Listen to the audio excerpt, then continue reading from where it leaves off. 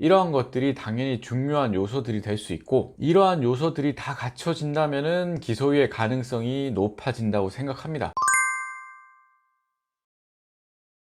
안녕하세요, 서범석 변호사입니다. 기소유예에 대해서 한번 말씀드려 보겠습니다. 기소유예의 뜻, 그리고 기소유예는 전가가 남는 건지, 그리고 기소유예를 받기 위해서 어떠한 노력을 해야 하는지에 대해서 한번 말씀드려 보겠습니다. 기소유예는 형사소송법 247조 기소편의주의, 즉 검사는 형법 51조 사항을 참작하여 공소를 제기하지 않을 수 있다, 이 규정에 근거하여서 이루어지는 것인데, 검찰 사건 사무규칙에는 또 이렇게 정하고 있어요. 기소유예 결정은 피의 사실이 인정되나 형법 51조 각호의 사항을 참작하여 소추할 필요가 없는 경우에 하도록 하고 있습니다. 쉽게 말해서 죄는 인정이 되는데, 잘못한 건 맞는데 여러 사정을 참작해서 이번에 한해서 기소를 안 하겠다. 기소를 안 하겠다는 거는 재판에 붙이지 않겠다는 겁니다. 조금 전에 읽어드린 규정에 보면은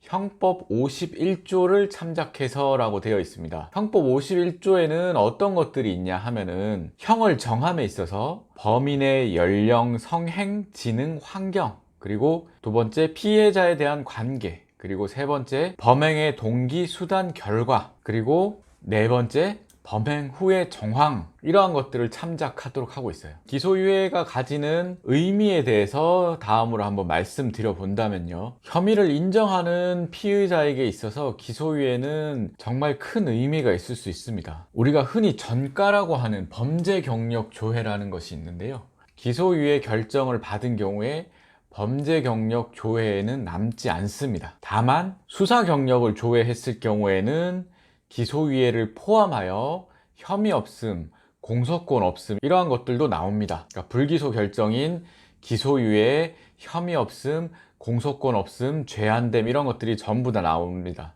수사 경력 조회에는. 그래서 수사기관에서 어떠한 사람이 잘못을 저지른 것이 있는지를 조회할 때는 범죄 경력 조회와 수사 경력 조회 모두 할 수 있도록 되어 있어요. 그리고 이렇게 조회를 했는데 혐의 없음 불기소가 나온 것보다는 당연히 기소유예 불기소 결정이 나온 것이 참작이 될 수밖에 없다고 생각합니다. 하지만 형의 실효에 관한 법률에 의하면은 일정한 보존 기간이 지나면은 수사 경력 자료의 해당 사항을 삭제하도록 되어 있기도 하고, 그리고 이렇게 수사기관이나 법원에서 재판을 하는 경우 외에는 수사 경력 자료를 볼 수 있는 경우가 일정 부분밖에 안 되도록 제한되어 있습니다. 다음으로 성범죄 같은 경우에 기소유예 결정을 받는다면은 벌금형만 받아도 우리가 취업 제한이라고 하는, 생업이 달려 있을 수도 있는 취업 제한에 영향을 받을 수도 있고, 그리고 이혼까지 이를 수 있는 신상 정보 등록, 공개, 이러한 것들 부수 처분이라고 하는데요, 성범죄의 부수 처분들이 따르지 않는 것입니다. 벌금형으로 형사처벌을 받으면 취업 제한, 신상 정보 등록, 이러한 것들이 모두 따라 붙을 수 있는데, 기소유예 불기소 결정을 받으면은 이러한 부수 처분들이 안 붙습니다. 그러니까 혐의를 인정하는 피의자의 경우에, 특히 성범죄라면은 벌금형을 받는 것과 기소유예 받는 것은 큰 차이가 있을 수밖에 없습니다. 그래서 성범죄를 저지르고 상담을 오시는 분들 중에는 기소유예 결정을 꼭 받도록 해주세요 라고 저한테 부탁을 하시는 분들이 있습니다. 물론 제가 기소유예 결정을 받도록 해드리겠습니다 라고 약속드리진 않아요. 그거는 제가 결정할 수 있는 것은 아니니까요. 하지만 변호사로서 최선의 노력을 다하겠다, 이런 말씀은 드리고, 그건 진심으로 드리는 말씀입니다.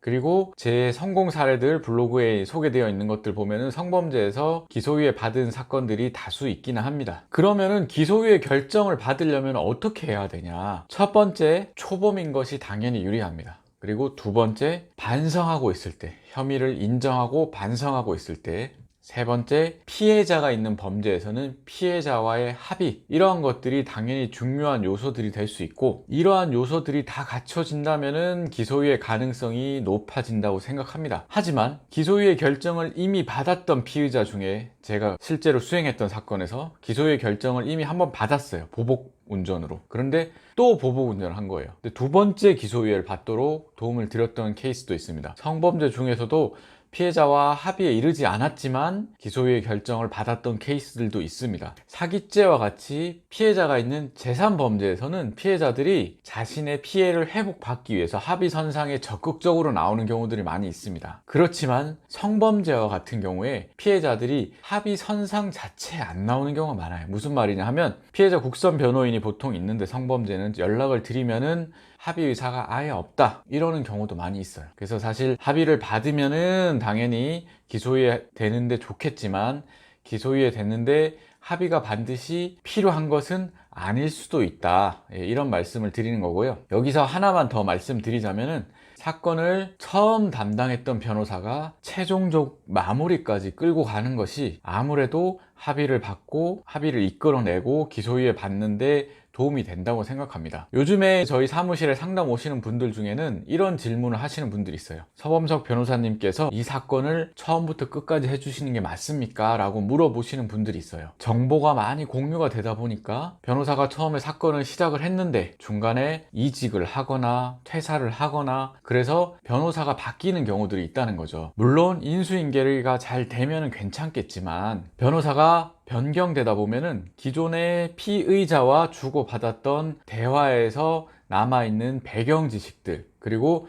피해자와 합의하는 과정에서 피해자의 성향, 말로 표현할 수 없는 것들이 변호사의 머릿속에 남아있는 경우들이 있는데 변호사가 바뀌다 보면은 그것이 그대로 전달이 안 될 수가 있다는 거죠. 이러한 데서 오는 불이익 같은 것을 직간접적으로 경험하시고서 저한테 그런 걸 물어보셨던 것 같아요. 저는 현재 상담부터 사건의 마무리까지 모든 과정을 제가 모두 다 하고 있습니다. 그래서 그런 질문을 해주시면 당연히 그렇게 한다고 말씀을 드립니다. 오늘은 기소유예가 어떤 의미인지에 대해서 처음에 말씀드렸고, 그리고 기소유예는 흔히 전가라고 부르는 것에 남지는 않지만 수사 경력 자료에는 남는다, 이런 것을 알려드렸고, 그리고 가장 궁금해 하실 수 있는 어떠한 경우에 기소유예가 나오는지, 그래서 기소유예 받기 위해서 어떤 노력을 해야 되는지 이런 것들을 말씀드렸습니다. 형사사건에 연루되셔서 많이 힘들어 하시는 분들에게 조금이나마 도움이 되었으면 좋겠습니다. 감사합니다.